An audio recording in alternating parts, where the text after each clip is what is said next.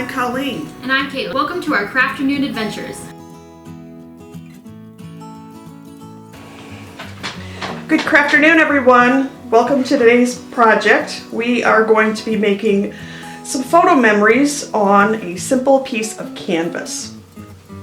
What we're going to need today is a canvas of your choosing. This is a 4x6 size that I am using today because I have 4x6 pictures. And I do suggest making and using actual photo paper for this project. You can either use a photo that's already printed out. You can have one printed out for you at your local drugstore or camera shop. I would suggest, if you print them out at home, that you use actual photo paper. Trust me, I've tried this with regular paper. It does not work. It just makes a big mess. So let's get started. We are going to start with a blank canvas. And we are going to take, I'm using brown paint to paint around the edges and the sides of our canvas. So I'm going to paint the sides. Give it a nice solid coat. You may need more than one, depending on how well your paint covers. And we're probably going to go in about, ½ inch to an inch. We're not going to worry about approximate measurements or precise measurements. Just going to keep painting away here. And you can spend a lot of money getting these made professionally, but I always find it's much more rewarding and the project is more special when you've made it yourself. So we are just doing a couple nice coats of paint here.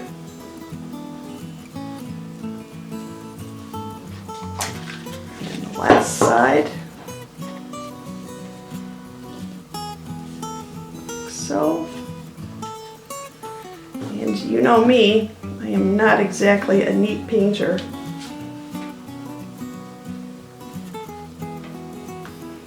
Alright, so once you have the paint applied, you need to let it dry so you can make yourself a cup of coffee. Okay, now that our canvas is dry, we are going to take some Mod Podge or glue if you have it. Your picture should fit nicely on the canvas. I did trim mine down a little bit. I wanted the edges to actually be on top of the canvas versus hanging over. It just makes it easier for it to adhere to the canvas. So if we could take, I'm taking a wide paintbrush. If you have a foam brush, that's great. I did not have one. And we are going to apply a decent coat of Mod Podge on here. Nice even strokes.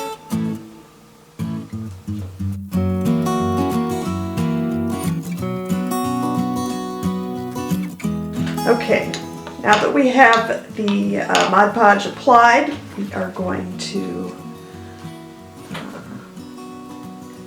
press our picture on the canvas and actually turn it upside down and rub the bottom of the underside of the canvas. This will help get all the bubbles out and make for a nice smooth surface for your final project. Okay, if it looks like it's adhered nicely, centered well, then we are going to apply a final coat of Mod Podge.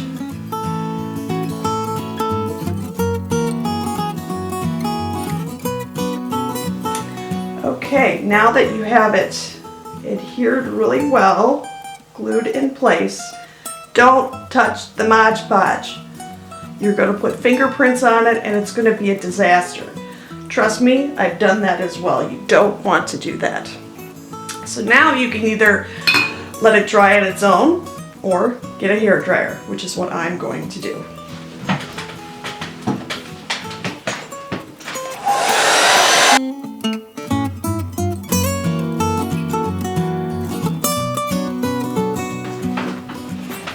And there you have it. As you see through the wonders of speed up photography, the Mod Podge dried clear, and it is now a nice protective coating for your family memories. Now, a few tips I'm going to give you.